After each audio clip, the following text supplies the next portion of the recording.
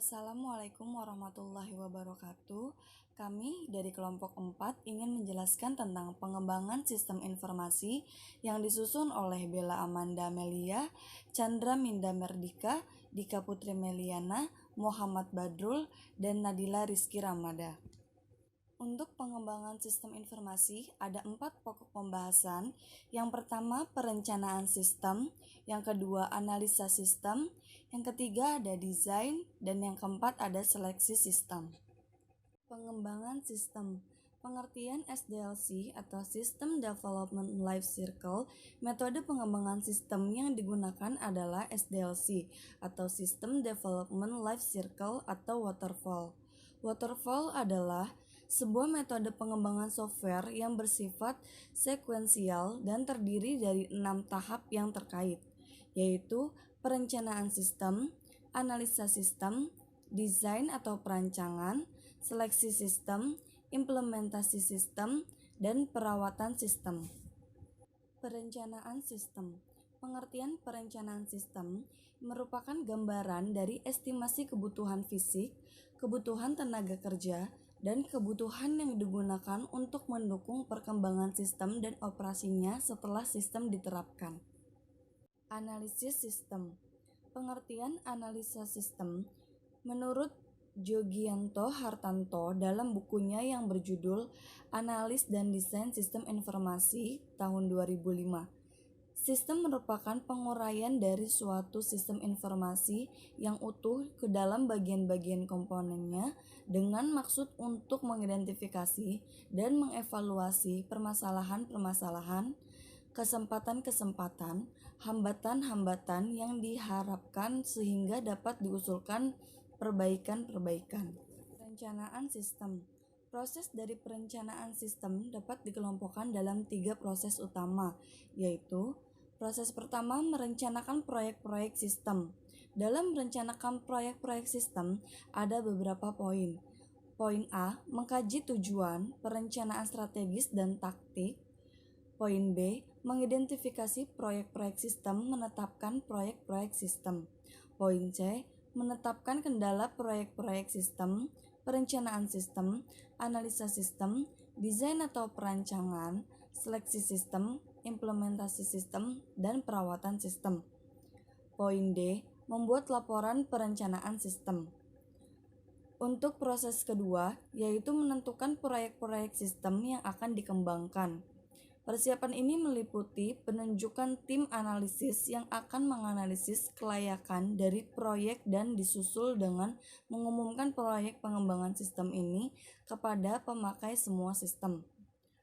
Untuk proses ketiga, yaitu mengidentifikasi proyek-proyek sistem yang dikembangkan.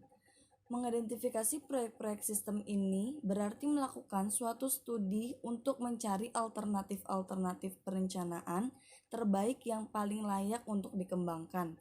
Hasil dari studi ini nantinya akan dimintakan persetujuan kepada manajemen dalam bentuk laporan usulan proyek sistem yang akan dikembangkan. Sistem. Langkah-langkah analisa sistem menurut Jogianto tahun 2005. Langkah pertama mengidentifikasi masalah. Tugas yang harus dilakukan adalah poin pertama mengidentifikasi penyebab masalah. Poin kedua, mengidentifikasi titik keputusan. Poin ketiga, mengidentifikasi personil-personil kunci. Untuk langkah kedua yaitu memahami kerja dari sistem yang ada. Dilakukan dengan mempelajari secara terperinci bagaimana sistem yang ada beroperasi.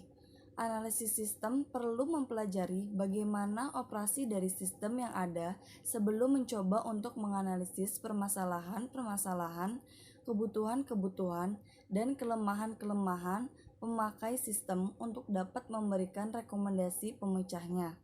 Untuk langkah ketiga, menganalisa sistem. Dilakukan berdasarkan pada data yang telah diperoleh dari penelitian yang telah dilakukan, yaitu dengan menganalisa kelemahan sistem dan menganalisa kebutuhan informasi pemakai. Untuk langkah keempat, membuat laporan hasil analisis. Tujuan dari pembuatan laporan ini adalah poin pertama melaporkan bahwa analisis telah selesai dilakukan. Poin kedua, meluruskan kesalahan pengertian mengenai apa yang telah ditemukan dan dianalisis oleh analisis sistem tetapi tidak sesuai dengan pihak manajemen.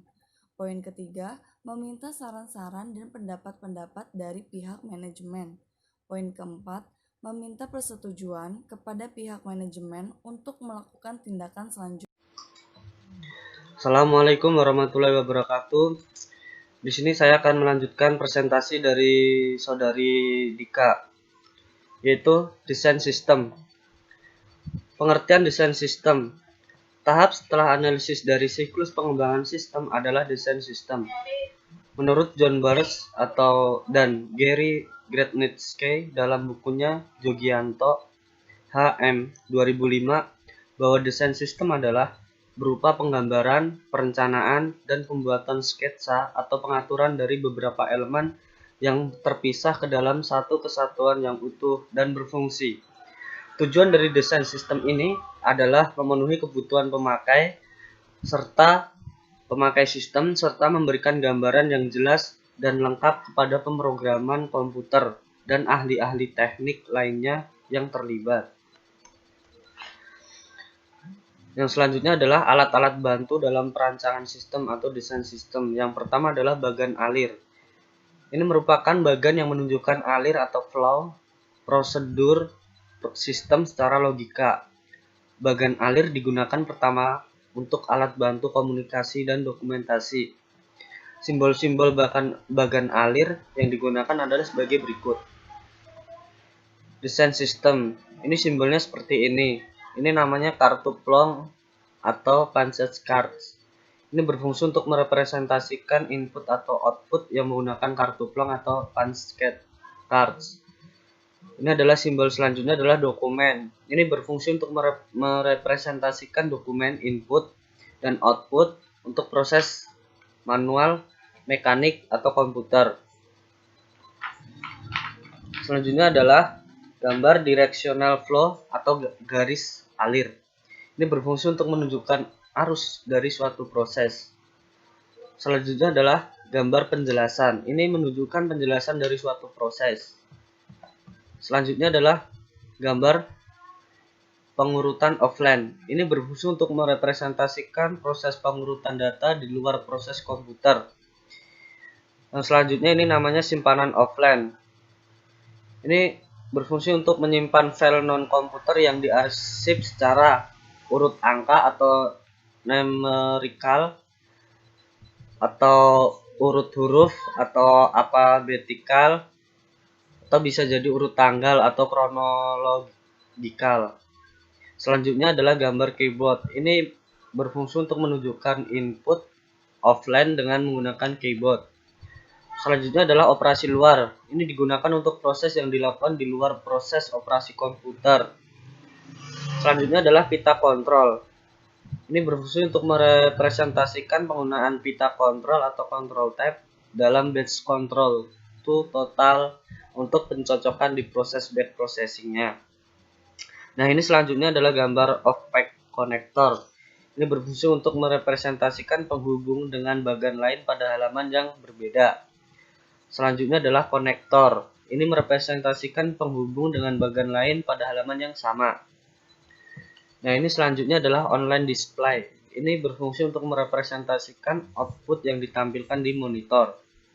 Selanjutnya adalah gambar paper tape atau kertas berlubang. Ini berfungsi untuk merepresentasikan input atau output yang menggunakan kertas berlubang. Selanjutnya adalah magnetic drum. Ini berfungsi untuk merepresentasikan input atau output yang menggunakan drum magnetik. Selanjutnya, ini adalah gambar hard disk. Ini berfungsi untuk merepresentasikan input atau output yang menggunakan hard disk. Selanjutnya adalah gambar magnetic tape. Ini berfungsi untuk merepresentasikan input atau output yang menggunakan pita magnetik. Selanjutnya adalah gambar disket. Ini berfungsi untuk merepresentasikan input atau output yang menggunakan disket. Selanjutnya adalah gambar proses. Ini berfungsi untuk menunjukkan kegiatan proses dari operasi program komputer. Selanjutnya adalah gambar operasi luar. Ini digunakan untuk proses yang dilakukan di luar proses operasi komputer. Selanjutnya adalah gambar kegiatan manual. Ini berfungsi untuk merepresentasikan kegiatan manual. Nah, selanjutnya adalah nomor 2, dekomposisi. Ini merupakan grafik yang dapat dipecah menjadi beberapa bagian yang terkecil sehingga mudah dipelajari. Dekomposisi mempunyai 4 bagian, yaitu 1. Memecahkan masalah-masalah yang besar ke bagian-bagian yang bisa dipecahkan. Yang kedua adalah untuk membantu testing program. Yang ketiga untuk membantu penggambaran flow. Yang keempat untuk membantu di dalam melacak proses terkecil sampai tertinggi. Yang ketiga adalah konteks diagram. Konteks diagram adalah diagram tingkat atas, merupakan diagram yang paling tidak detail dari sebuah sistem informasi yang menggambarkan aliran-aliran data ke dalam dan keluar sistem dan ke dalam dan keluar entitas eksternal. Simbol-simbol yang digunakan adalah ini simbol entitas. Ini merupakan objek yang memberi data dan menerima informasi.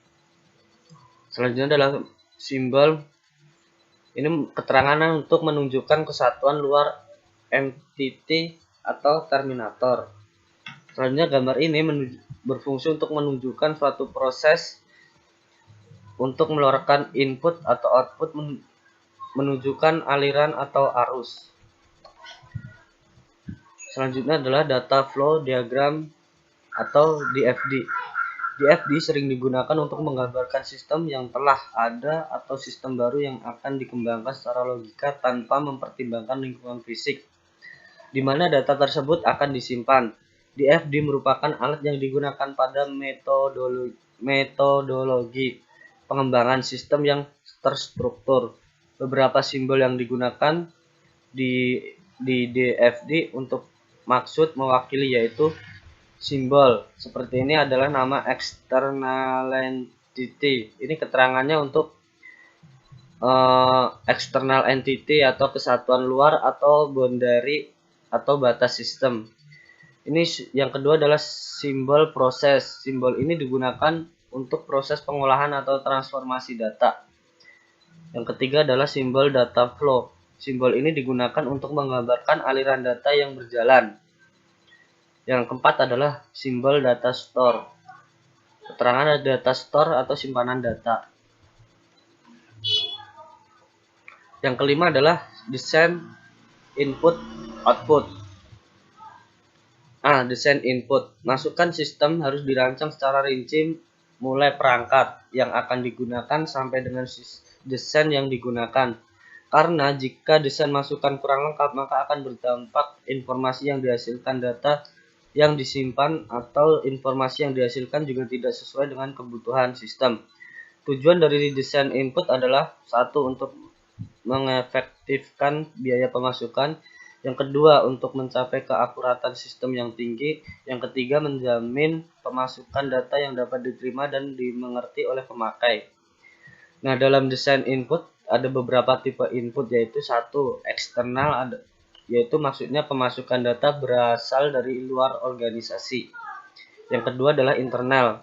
Ini adalah pemasukan data berasal dari dalam organisasi. B. Desain output. Desain output adalah keluaran